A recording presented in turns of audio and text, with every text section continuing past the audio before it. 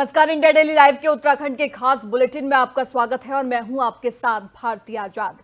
उत्तराखंड में ग्रामीण अर्थव्यवस्था को मजबूत करने और स्थानीय स्तर पर रोजगार के अवसर बढ़ाने के लिए धामी सरकार लगातार प्रयास कर रही है। प्रधानमंत्री नरेंद्र मोदी के वोकल फॉर लोकल और आत्मनिर्भर भारत के मंत्र को धरातल पर उतारने के लिए ग्रामीण हाट, विपणन केंद्र और कलेक्शन सेंटर जैसी व्यवस्थाओं को मजबूत किया जा रहा है। सरकार का उद्देश्य किसानों और महिला स्वयं सहायता समूहों को उनके उत्पादों और उचित बाजार और बेहतर दाम दिलाना है। पलायन रोकने के लिए गांव में ही स्वरोजगार के अवसर बढ़ाए जा रहे हैं। मुख्यमंत्री उद्यमशाला योजना के तहत अब तक 13,000 से अधिक उद्यमियों को सहयोग दिया गया है।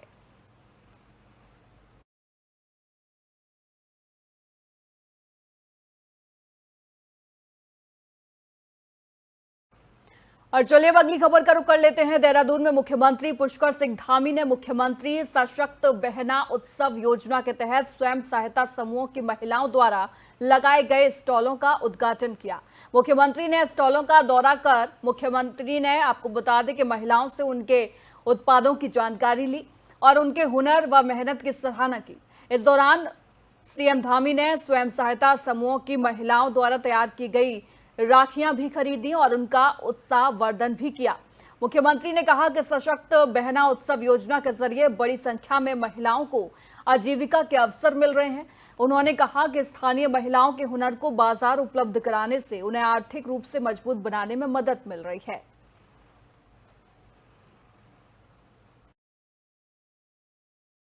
स्वयं सहायता पिछले सालों में हमने सशक्त उत्सव बहना योजना रक्षाबंधन पर्वों के उपलक्ष्य में इसका शुभारंभ किया था। इस योजना को शुरू किया था और ये योजना हमारी जो बहनें बहुत सारे उत्पाद बनाती हैं, उसमें बहुत अच्छे उत्पाद हैं। यहाँ मिलेट्स के हैं, सिलाई के हैं, बुनाई के हैं, ऊन के हैं, प्रसाद है, लड्डू हैं, खाने के हैं, अनेक प्रकार के उत्पाद, जैम है, अचार है, जितने प्रकार के उत्पाद हो सकते हैं, बेकरी के आइटम हैं मिलेट से बने हुए। और रक्षाबंधन के पर्वों पर बहुत अच्छी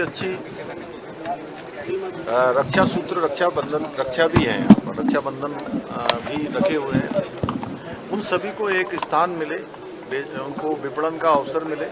उनका जो बनाया हुआ उत्पाद है वो बहुत ही अच्छा होता है। मैं हमेशा कहता हूँ कि ये उत्पाद बहुराष्ट्रीय कंपनियों को भी पीछे छोड़ता है। तो बयान आपने सीएम धामी का सुना। आपको बता दें कि सीएम धामी ने सशक्त बहना उत्सव योजना का उद्घाटन कर दिया है। महिलाओं से राखियां खरीदकर वो उत्साह बढ़ाते हुए भी नजर आए। तस्वीरें आप लगातार अपनी टीवी स्क्रीन पर देख रहे हैं, जहां पर मुख्यमंत्री धामी तमाम महिलाओं के बीच में पहुंचे हुए नजर आए। आपको बता दें कि यहां पर महिलाओं ने अलग अलग स्टॉल लगाकर रखे थे और इस योजना को सशक्त बहना उत्सव योजना नाम दिया गया है। इसमें महिलाओं को जो है और ज्यादा मजबूत आर्थिक तौर पर बनाने की कवायद में जो है धामी सरकार जुटी हुई है। और उसी कड़ी में देखिए तस्वीरें आप अपनी टीवी स्क्रीन पर लगातार देख रहे हैं, जहां पर महिलाओं ने खुद से जो चीजें बनाई थी, स्टॉल उनका लगाया था, उसी को प्रोत्साहन देते हुए सीएम धामी यहाँ पर नजर आए। राखी भी देखिए वो बंधवाते हुए नजर आए और इसी के साथ साथ महिलाओं ने जो सामान खुद से बनाकर रखा हुआ था उस सामान को देखकर उसकी प्रशंसा करते हुए भी वो नजर आए। उन्होंने उम्मीद जताई है कि आने वाले वक्त में महिलाएं जो हैं वो आगे और प्रगति करेंगी और आर्थिक स्तर पर मजबूत करने के लिए धामी सरकार से जो कुछ भी बन पड़ेगा धामी सरकार वो करती हुई नजर हमेशा महिलाओं के लिए आएगी। ये पूरा विश्वास देते हुए यहाँ पर सीएम धामी महिलाओं को नजर आए। तस्वीरें ये देहरादून से आप देख रहे हैं, जहां पर देखिए किस तरीके से महिलाएं हाथ जोड़कर नमस्ते करके उनका अभिवादन करते हुए भी नजर आई। और इसी के साथ साथ तमाम स्टॉल के वो तस्वीरें भी आप देख रहे हैं, जहां पर महिलाएं जो हैं वो अपने अपने सामान को सीएम धामी को दिखाती हुई नजर आ रही हैं। तो ये तस्वीरें लगातार इस बात की गवाही दे रही हैं कि किस तरीके से धामी सरकार जो है वो आर्थिक तौर पर जो है मजबूत बनाने में महिलाओं को जुटी हुई है और लगातार इसके लिए प्रयास किए जा रहे हैं, चाहे फिर लखपति दीदी में नामों का जोड़ना हो या फिर सशक्त बहना उत्सव योजना हो।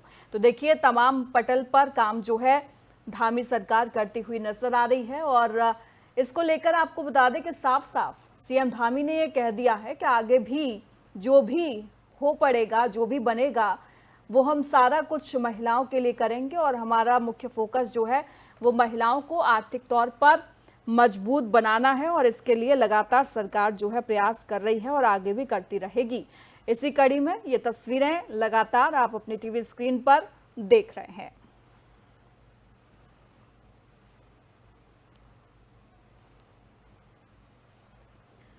तो ये तस्वीरें जहां पर तमाम स्टॉल आपको लगे हुए नजर आ रहे हैं, राखी बांधती हुई महिलाएं आपको नजर आ रही हैं।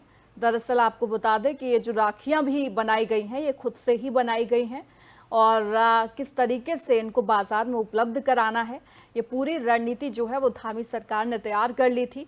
और अब देखिए इसी के चलते आगे महिलाएं भी बढ़ती हुई नजर आ रही हैं और महिलाओं को बढ़ाते हुए सीएम धामी भी नजर आ रहे हैं। इसी पर अधिक जानकारी के लिए हमारे साथ हमारे ब्यूरो चीफ अजय पांडे जो है लाइव जुड़ गए हैं। अजय, ये जो योजना सीएम धामी लेकर आए हैं इसका कितना बड़ा असर जो है ग्राउंड जीरो पर देखा जा रहा है? देखिए, उत्तराखंड सरकार अजय, आपकी आवाज नहीं आ रही है। महिलाओं को आर्थिक रूप से मजबूत बनाने की दिशा में अजय, काम कर रही है। टीम कोशिश करती है आपकी आवाज जो है मुझ तक पहुंचे और देखिए किस तरीके से योजना जो है उसके बारे में सभी जानना चाह रहे हैं। अजय, एक बार फिर से बोलिएगा।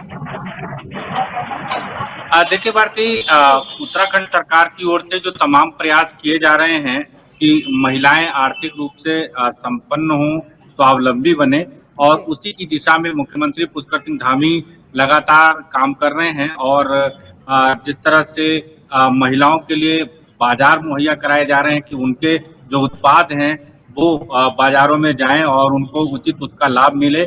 इसके अलावा महिलाओं को कई कार्यों के लिए ट्रेनिंग दी जा रही है, चाहे पशुपालन का क्षेत्र हो या मधुमक्खी पालन का क्षेत्र हो या जो उनके अंदर हुनर हो, जिससे कढ़ाई बुनाई इत्यादि के जो काम करती हैं वो क्षेत्र हो। तमाम ऐसे क्षेत्र हैं जहां पर महिलाओं को आर्थिक रूप से संपन्न बनाने की दिशा में काम किया जा रहा है और उनको चाहे सिलाई इत्यादि की मशीनें भी मुहैया कराई जा रही हैं। और सरकार उनको ये सारी सुविधाएं मुहैया कराने के साथ साथ ये भी प्रयास कर रही है कि जो उनके कार्य हैं, जो वो मेहनत कर रही हैं, उसका उनको उचित लाभ मिले, उचित प्रबंधन हो और जो उनके उत्पाद हैं वो बाजारों तक कैसे पहुंचे और उन बाजारों में उनके कार्यों सामानों की जो बिक्री है वो व्यवस्थित तरीके से हो पाए। तो देखिए हम काफी स्टॉल भी इस तस्वीरों में देख पाए अजय। उन स्टॉल में हमने देखा तमाम चीजें जो हैं वो नजर आई। कौन कौन से वो उत्पाद थे, अगर आपने वो तस्वीरें जो है ग्राउंड जीरो से देखी तो जरा बताएं। और कौन कौन सी वो चीजें हैं जो उत्तराखंड में आगे बढ़ सकती हैं, जिनको महिलाएं लेकर चल रही हैं, क्योंकि ये सारे उत्पाद जो है उन्होंने खुद से ही बनाए थे। देखिए भारती, चाहे महिलाओं के अंदर जो हुनर की बात करें, चाहे वो कढ़ाई बुनाई का काम कर रही हूँ या जो स्थानीय उत्पाद हैं उनसे सामान बनाने की बात हो या स्थानीय उत्पादों को उपज उनका लेकर के वो बाजार तक पहुंचाने की बात हो, या फिर चाहे तमाम ऐसे संसाधन हैं, तमाम ऐसे क्षेत्र हैं जिसमें महिलाएं काम कर रही हैं और उन सारे कार्यों को बाजार तक पहुंचाने के लिए सरकार की ओर से तमाम प्रयास किए जा रहे हैं। और ये सारे प्रयास एक तरह से काफी सकारात्मक भी साबित हो रहे हैं, क्योंकि जो राज्य की परिकल्पना है, राज्य की अवधारणा है कि महिला सशक्त हो, वो अपने आर्थिक रूप से मजबूत रहें, अपने परिवार का भरण पोषण करने की वो क्षमता रखें, और इसी को ध्यान में रखते हुए ये जो महिलाएं हैं वो तमाम उत्पादों के लिए काम कर रही हैं, तमाम उत्पाद मार्केट तक वो पहुंचा रही हैं और सरकार की ओर से उन्हें तमाम चीजों में छूट भी मिल रही है। चाहे हम बात करें कि चाहे अचार बनाने तक की बात हो, मधुमक्खी पालन से शहद निकाल करके शहद बाजार तक पहुंचाने की बात हो, या विभिन्न त्योहार और विभिन्न जो हमारे उत्सव होते हैं उस दौरान कौन कौन से सामानों की बाजार में ज्यादा खपत होती है, किसकी मांग ज्यादा होती है, वो सारे अपने हुनर के जरिए ये महिलाएं उनको तैयार करती हैं और बाजार तक वो पहुंचाने का काम करती हैं। और काफी तो सराहनीय सरकार है की ओर से कि बड़ा धामी सरकार सकारात्मक लगातार प्रयास। जो है महिलाओं के विकास में अग्रसर भूमिका निभाती हुई नजर आ रही है। बहुत बहुत धन्यवाद अजय आपका तमाम जानकारी के लिए।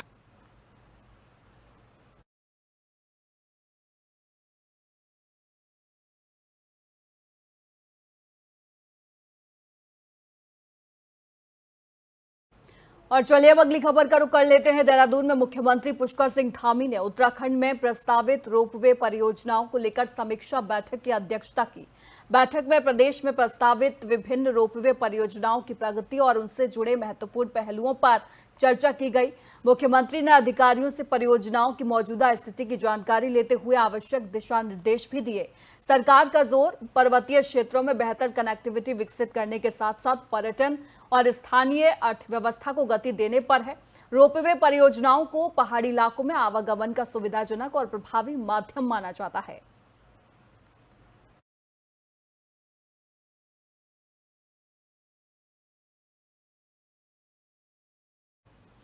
आगे बढ़ेंगे। अंकिता भंडारी मामले को लेकर उत्तराखंड में एक बार फिर सियासत तेज हो गई है। कांग्रेस की ओर से सरकार और मामले की पैरवी को लेकर उठाए जा रहे सवालों पर बीजेपी प्रदेश प्रवक्ता हनी पाठक ने पलटवार किया है।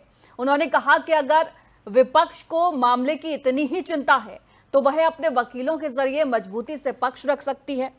बीजेपी प्रवक्ता ने दावा किया कि धामी सरकार की मजबूत पैरवी के चलते मामले में तीनों अभियुक्तों को आजीवन कारावास की सजा मिली है। उन्होंने कहा कि अंकिता के माता पिता की मांग पर सीबीआई जांच कराई गई। उनके कहने पर वकील भी बदले गए और परिवार को 25 लाख रुपए का मुआवजा और नौकरी देने का काम भी सरकार ने किया। देखिए, कांग्रेस को तो मैं ये बात कहूंगी कि अगर आपको इतना ही डाउट है तो जिस प्रकार वन भूलपुरा में आपके अनेकों वकील वहां पर खड़े हो गए थे एक समुदाय विशेष की रक्षा के लिए, तो अगर आपको इतना ही दर्द है तो आपके वो सब वकील कौन से अज्ञातवास में चले गए? आप उनको खड़ा करिए। आप भी तो कोई विपक्ष में होकर अपना धर्म निभाइए कि हाँ। वहीं वंदे मातरम को लेकर शुरू हुआ विवाद थमता नजर नहीं आ रहा है। कांग्रेस हाईकमान की ओर से पार्टी के रुख के बाद अब उत्तराखंड कांग्रेस भी अपने केंद्रीय नेतृत्व के समर्थन में उतर आई है। उत्तराखंड कांग्रेस के वरिष्ठ नेता और पूर्व कैबिनेट मंत्री हरक सिंह रावत ने कहा कि कांग्रेस पूरा वंदे मातरम नहीं गाएगी। उन्होंने बीजेपी पर निशाना साधते हुए सवाल किया कि क्या कांग्रेस भाजपा के कहने पर अपने फैसले लेगी। हरक सिंह रावत ने कहा कि कांग्रेस संविधान को मानने वाली पार्टी है और बाबा साहेब डॉक्टर भीमराव अंबेडकर द्वारा दिए गए संविधान के अनुसार ही अपने फैसले लेती है। उन्होंने कहा कि पार्टी संविधान की मर्यादा और अपने सिद्धांतों के अनुरूप ही आगे बढ़ेगी। वंदे मातरम को लेकर कांग्रेस और बीजेपी के बीच जारी सियासी बयानबाजी के बीच हरक सिंह रावत के बयान से उत्तराखंड की राजनीति में भी मुद्दा गर्मा गया है। हम क्यों तुम्हारे बंदे, तुम कुछ भी बोलते रहो, नहीं तुम्हारे, हम तुम्हारे क्या वो हैं, टट्टू हैं कि जो तुम बोलोगे हम वही करेंगे। जो हम कह रहे हैं वो करो। जो हम तो डॉक्टर अंबेडकर ने जो बोला है वो हम उस रास्ते चल रहे हैं। डॉक्टर अंबेडकर ने जो बोला है हम उस रास्ते चल रहे हैं। इस बार आप कहते हैं भाजपा के लोग हम डॉक्टर अंबेडकर के संविधान को नहीं मानते। कह दे ना भाजपा, कह के देखे भाजपा, हम अंबेडकर के संविधान को नहीं मानते, हम अंबेडकर के जनगण मन को नहीं मानते, हम अंबेडकर के वंदे मातरम को नहीं मानते। कह दे क्या हमारा। और चलिए अब अगली खबर का रुख कर लेते हैं। वंदे मातरम के गायन को लेकर उत्तराखंड में सियासत तेज हो गई है। बीजेपी प्रदेश अध्यक्ष महेंद्र भट्ट ने कांग्रेस पर निशाना साधते हुए स्वतंत्रता दिवस के अवसर पर वंदे मातरम के अधूरे गायन को दुर्भाग्यपूर्ण बताया है। उन्होंने इसे राष्ट्रगीत का अपमान करार देते हुए आरोप लगाया है कि कांग्रेस ने राजनीतिक तुष्टीकरण के चलते वंदे मातरम की भावना को कमजोर किया है।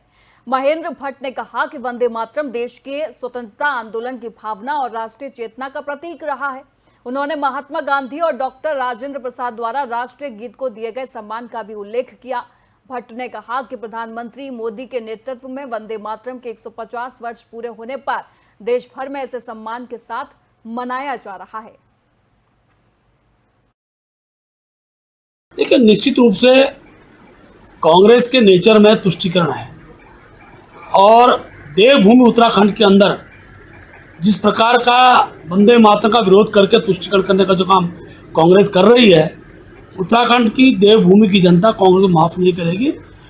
उत्तराखंड के अंदर माँ लक्ष्मी का, माँ दुर्गे का, सबकी स्तुति अगर वंदे मातरम होती है तो उसका एक स्वर्णिम और मैं कह सकता हूँ पूरे राज्य के लोगों के अंदर एक हर्ष का विषय, श्रद्धा का विषय है, जिसका अपमान कर कांग्रेस ने देवभूमि उत्तराखंड।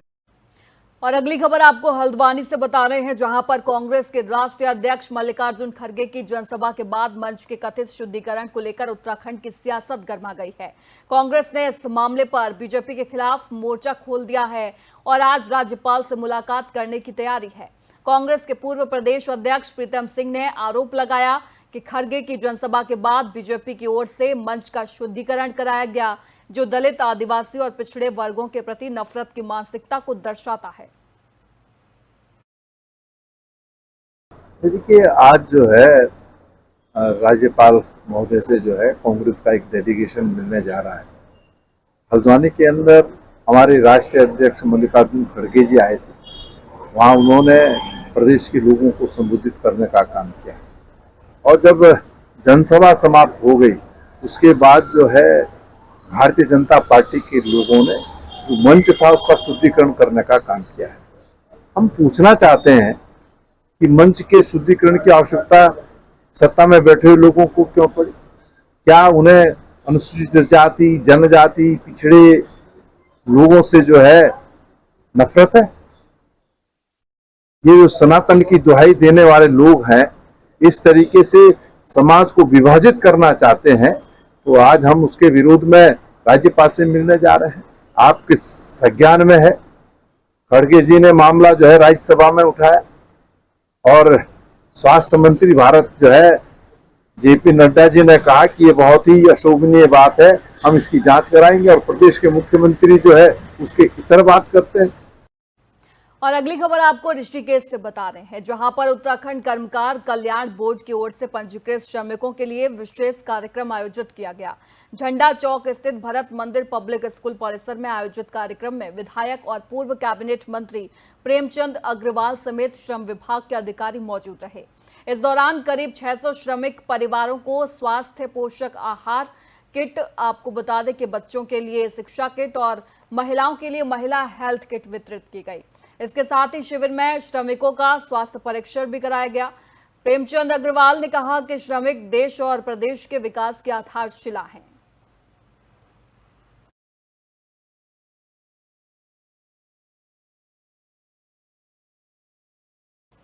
और अगली खबर आपको विकासनगर से बता रहे हैं, जहां के हेरिटेज डीएस वेंडिंग पॉइंट में आपको बता दें कि इनर व्हीकल क्लब की ओर से रक्षाबंधन कार्यक्रम का आयोजन किया गया। कार्यक्रम में राज्य मंत्री और पूर्व विधायक कुलदीप कुमार भी मौजूद रहे। इस दौरान इनर व्हील्स क्लब की महिलाओं ने आपको बता दें कि भाइयों की कलाई पर राखी बांधकर रक्षाबंधन का पर्व बनाया और कार्यक्रम में भाई बहन के पवित्र रिश्ते और आपसी प्रेम का संदेश दिया गया। राज्य मंत्री कुलदीप कुमार ने कहा कि रक्षाबंधन भाई बहन के प्रेम और विश्वास का पर्व है, जिसे हर वर्ष पूरे उत्साह और हर्षोल्लास के साथ मनाया जाता है। तस्वीरें आपने लगातार अपनी टीवी स्क्रीन पर विकासनगर से देख रहे हैं। देखिए, रक्षाबंधन का जो त्योहार है वो भाई और बहन के अटूट प्रेम का त्योहार है और इसमें बहन भाई को रक्षा सूत्र बांधती है और भाई जिंदगी भर उसकी सुरक्षा का, उसकी रक्षा का आश्वासन उसको देता है। उसके हर दुख और सुख में उसके साथ खड़े होने का आश्वासन देता है। आज विकासनगर विधानसभा के अंतर्गत हमने अपनी बहनों को आमंत्रित किया है। रक्षा सूत्र के रूप में वो रक्षा सूत्र बांधेंगे और हम उनके भविष्य के लिए, जो एक महिला का आत्मसम्मान है, जो एक महिला को सुरक्षा मिलनी चाहिए, जो सरकार के कर्तव्य है, उसके अनुसार उनको हर प्रकार की सुरक्षा प्रदान करने का आश्वासन। और अगली खबर आपको ऋषिकेश से बता रहे हैं, जहां पर भारत विकास परिषद की योग नगरी शाखा का शपथ ग्रहण समारोह देहरादून रोड स्थित एक होटल में आयोजित किया गया। कार्यक्रम में नवनिर्वाचित पदाधिकारियों और सदस्यों को पद एवं गोपनीयता की शपथ दिलाई गई। इस दौरान सभी ने समाज सेवा, राष्ट्रहित और भारतीय संस्कृति के संरक्षण के लिए काम करने का संकल्प लिया। नई कार्यकारिणी में पवन शर्मा को अध्यक्ष, भावेश जोशी और अपूर्व भंडारी को सचिव, आकाश जैन को संगठन सचिव और अनीता रैना को महिला संयोजक की जिम्मेदारी दी गई। कार्यक्रम में महामंडलेश्वर स्वामी यतीश्वरानंद गिरी महाराज ने परिषद के सेवा कार्यों की सराहना की। वहीं एम्स ऋषिकेश के निदेशक डॉक्टर मीनू सिंह ने संस्था को सेवा कार्यों के लिए भवन स्थापित करने का सुझाव दिया। भारत विकास परिषद एक अंतर्राष्ट्रीय संगठन है, संस्था है, और भारत विकास परिषद समाज के और जो निर्बल वर्ग है उसकी सेवा के लिए और जहां भी देश काल परिस्थिति अनुसार आवश्यकता होती है वह समाज सेवा के लिए तत्पर रहता है। तो भारत विकास परिषद की ऋषिकेश शाखा जो पहले थी, इसी कारण से बीच में बंद थी, आज उसका पुनर्गठन हुआ है और उसी निमित्त मेरा यहाँ ऋषिकेश आगमन भी हुआ है। तो आज भारत विकास परिषद की शाखा का फिर से यहाँ शुभारंभ हुआ। देखिए, भारत विकास परिषद समाज के हर वर्ग के लिए सेवा का कार्य करता है और ऋषिकेश में भारत विकास परिषद बहुत अच्छा पहले चलता था, बीच में काफी समय से यहाँ पे बंद था। और मैं कृतज्ञता व्यक्त करूंगी, आभार व्यक्त करूंगी पूज्य स्वामी महामंडलेश्वर यतीन्द्रानंद गिरी जी महाराज जी का, कि जिन्होंने मुझे ये आदेश किया है कि वहाँ पे पुनः भारत विकास परिषद का पुनर्गठन करना है। और आभार व्यक्त करती हूँ मैं उन सभी सदस्यों का जिन्होंने कि बहुत ही कम समय पे, जिनको भी फोन पे के माध्यम से बताया कि भारत विकास परिषद का आपको सदस्य बनना है, भारत विकास परिषद का सेवा का कार्य करने हैं, तो सभी ने अपनी तत्काल इसमें सहमति व्यक्त करी और बहुत जल्दी हमने यहाँ पर मुझे लगता है कि 10 दिन के अंदर यहाँ पे योग नगरी शाखा ऋषिकेश के नाम से पुनः यहाँ पर भारत विकास परिषद की शाखा का गठन करा। मुझे पूर्ण विश्वास है कि जिस प्रकार से जितने भी हमारे यहाँ पे सदस्य बने हैं, कोई डॉक्टर है, कोई इंजीनियर है, सीए है, बहुत ही प्रतिष्ठित व्यापारी हैं और काफी इसमें यूथ है। आप इसमें देखेंगे तो जितने हमारी 60-65 की जो भी कार्यकारिणी है उसमें सारे यूथ जुड़े हुए हैं। तो युवा सोच, जिनके की समाज के लिए कुछ करने की सोच है, वो इसमें आगे बढ़ चढ़कर उन्होंने प्रतिभाग किया है।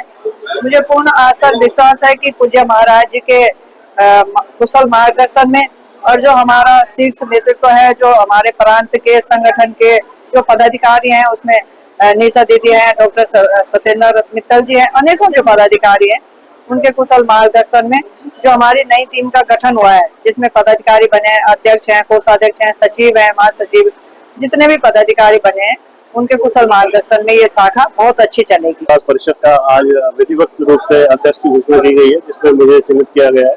मैं प्रांतीय की पूरी टीम का बहुत बहुत धन्यवाद देता हूँ, साधुवाद देता हूँ। और जैसा आपने भी मुझसे कहा कि करीब 3 साल से कार्यकारिणी नहीं बनी हुई थी, किसी कारणवश बनी थी, तो अब मुझे अध्यक्ष चुना गया। तो जो ज्यादा से ज्यादा काम हो पाएगा मेरे द्वारा, मेरी टीम के द्वारा सबका सहयोग मुझे मिल रहा है। मेरी टीम पूरी गठित की जा चुकी है और मैं पूरी कोशिश करूंगा कि इसका। आगे बढ़ेंगे। धर्मनगरी हरिद्वार में सावन के अंतिम सोमवार पर भगवान शिव के मंदिरों में श्रद्धालुओं की भारी भीड़ उमड़ी। कनखल स्थित प्राचीन दक्षेश्वर महादेव मंदिर में सुबह से ही भक्तों का तांता लगा रहा। दूर दूर से पहुंचे श्रद्धालुओं ने भगवान भोलेनाथ का जलाभिषेक कर विधि विधान से पूजा अर्चना की और सुख समृद्धि, परिवार की खुशहाली और मनोकामना पूर्ति की प्रार्थना की। मंदिर परिसर में हर हर महादेव और बम बम भोले के जयकारों से पूरा माहौल भक्तिमय नजर आया। सावन के अंतिम सोमवार को लेकर श्रद्धालुओं में खासा उत्साह भी देखने को मिला। आज हम हरिद्वार के कनखल में ये जो दक्षेश्वर महादेव मंदिर में प्रांगण में खड़े हैं और सावन का आखिरी सोमवार है और इसका विशेष महत्व इस महीने का, क्योंकि श्रावण मास शंकर भगवान का सबसे प्रिय मास होता है। इसमें श्रद्धालु ज़्यादा से ज़्यादा भगवान को जल अर्पित करते हैं और चूँकि हम तो खड़े भी माँ गंगा की गोद में हरिद्वार में हैं और सब अपने परिवार की खुशहाली और अपने प्रियजनों की खुशहाली के लिए मंगल कामनाएं करने हेतु यहाँ आते हैं। ये बहुत प्राचीन मंदिर है। ऐसा माना जाता है कि माँ पार्वती का ये पीहर बोले तो माँ शंकर भगवान का ससुराल भी माना जाता है। राजा दक्ष ने यहाँ जो महायज्ञ का यज्ञ करवाया था, जिसमें वो पौराणिक कथाओं के अनुसार, मुझे ज़्यादा इतना मालूम नहीं है, लेकिन इसका बहुत बड़ा महत्व है। इसमें माता पार्वती राजा दक्ष से नाराज़ भी हो गई थी, क्योंकि उन्होंने भगवान शंकर को उन्होंने इनवाइट नहीं किया था, जिसकी वजह से उन्होंने इस ही यज्ञ में वहाँ अपनी आहुति देकर के वो सती हुई थी। इसलिए इस मंदिर का बहुत ज़्यादा इसमें विशेष महत्व है। और चूंकि आज सावन का अंतिम सोमवार है, तो इस महीने के अंतिम सोमवार का, और चूंकि शंकर भगवान का सोमवार प्रिय वार है, तो इसलिए हम वहीं देहरादून में हुड़दंगियों और अराजक तत्वों पर शिकंजा कसने के लिए पुलिस का ऑपरेशन नाइट स्ट्राइक लगातार जारी है।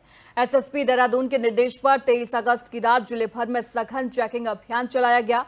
एसपी सिटी के नेतृत्व में नगर से लेकर देहात तक सभी थाना क्षेत्रों, सीमावर्ती चेक पोस्टों और अंदरूनी मार्गों पर अचानक चेकिंग की गई।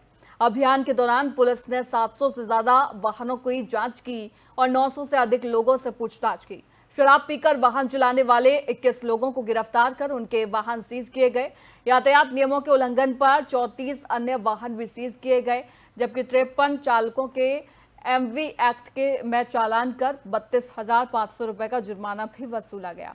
तस्वीरें आप लगातार अपनी टीवी स्क्रीन पर देहरादून से देख रहे हैं।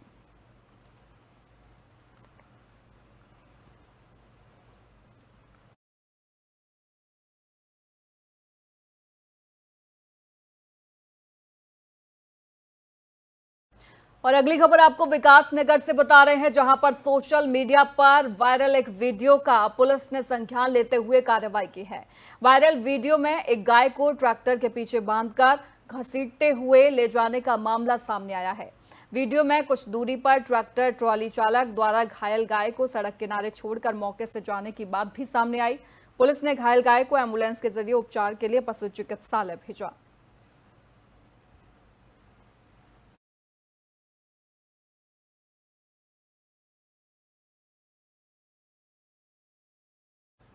वहीं पौड़ी में नशे के अवैध कारोबार के खिलाफ पुलिस का अभियान लगातार जारी है। श्रीनगर पुलिस ने चेकिंग के दौरान एक इको एम्बुलेंस से 90 किलो अवैध गांजा बरामद कर एक तस्कर को गिरफ्तार किया है।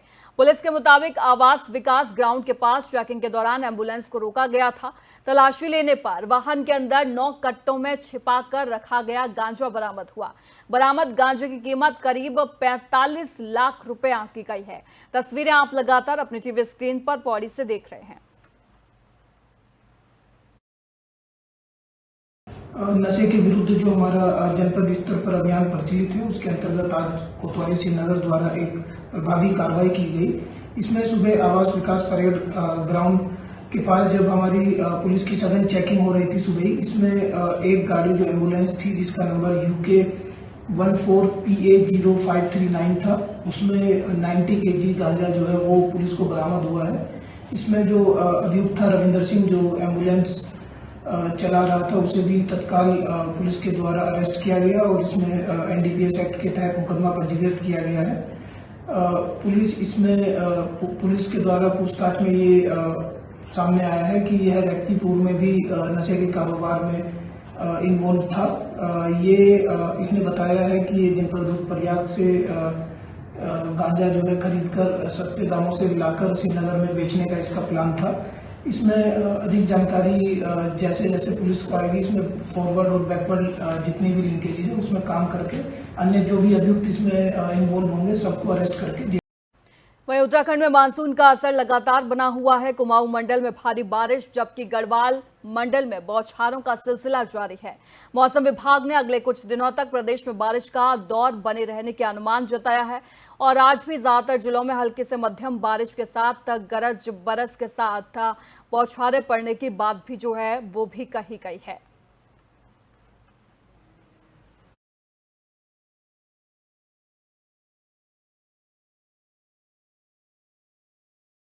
और अगली खबर आपको विकास नगर से बता रहे हैं, जहां पर मोटरसाइकिल चोरी की घटना का पुलिस ने महज 24 घंटे के अंदर खुलासा कर दिया। 23 अगस्त को सुनील कुमार ने कोतवाली विकास नगर में शिकायत दर्ज कराई थी और रात के समय उनकी स्प्लेंडर प्लस मोटरसाइकिल चोरी हो गई।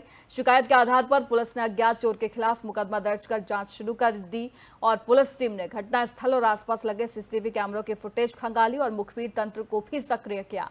इस दौरान चेकिंग के दौरान मुखबिर की सूचना पर पुलिस ने मोहम्मद मुकीम निवासी बड़ा रामपुर को चोरी की मोटरसाइकिल के साथ गिरफ्तार कर लिया, जिसकी तस्वीरें भी आप लगातार अपनी टीवी स्क्रीन पर देख रहे हैं।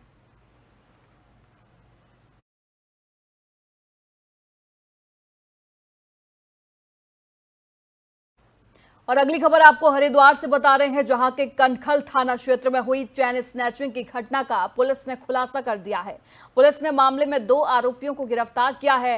एसपी सिटी अभय प्रताप सिंह ने पत्रकार वार्ता में बताया कि आरोपी कांवड़ियों के वेश में और हरिद्वार पहुंचे थे और वारदात को अंजाम देने की फिराक में थे। बैरागी कैंप क्षेत्र में मौका मिलते ही दोनों ने एक महिला से चैन छीन ली और फरार हो गए। घटना के बाद पुलिस टीम ने आरोपियों की तलाश शुरू की और इलाके में लगे सैकड़ों सीसीटीवी कैमरों की फुटेज खंगाली। जांच के बाद पुलिस ने उत्तर प्रदेश के बागपत जिले के बड़ौत और दिल्ली निवासी 2 युवकों को गिरफ्तार कर लिया। घटना है, कुछ शर्मा जो कि जगजीतपुर के रहने वाले हैं, ये अपनी पत्नी के साथ बैरागी में जा रहे थे। उसी समय 2 लड़कों ने इनकी पत्नी से चेन छीन ली थी और जब ये सूचना मिली तो तत्काल इसमें श्रीमान वरिष्ठ पुलिस अधीक्षक महोदय के द्वारा एक टीम बनाई गई थी सीओ सिटी साहब के नेतृत्व में, और जिसमें इंस्पेक्टर हमारे कनखल भी थे और पूरी हमारी एक टीम थी जिसमें एसओजी के द्वारा भी कोऑर्डिनेट किया जा रहा था। सैकड़ों कैमरे देखने के बाद और टेक्निकली लीड को डेवलप करने के बाद ये 2 लड़के आइडेंटिफाई हुए, जिनमें एक का नाम भूदेव है जो कि बड़ौत उत्तर प्रदेश का है और इसका लंबा चौड़ा आपराधिक इतिहास है, जिसमें अभी 3-4 मुकदमों की हमें जानकारी मिली है, जो क्रमशः चैन स्नैचिंग, लूट, हत्या और आम से। फिलहाल उत्तराखंड के इस खास बुलेटिन में इतना ही। देश और दुनिया की तमाम खबरों के लिए आप देखते रहिए इंडिया डेली लाइव। नमस्कार।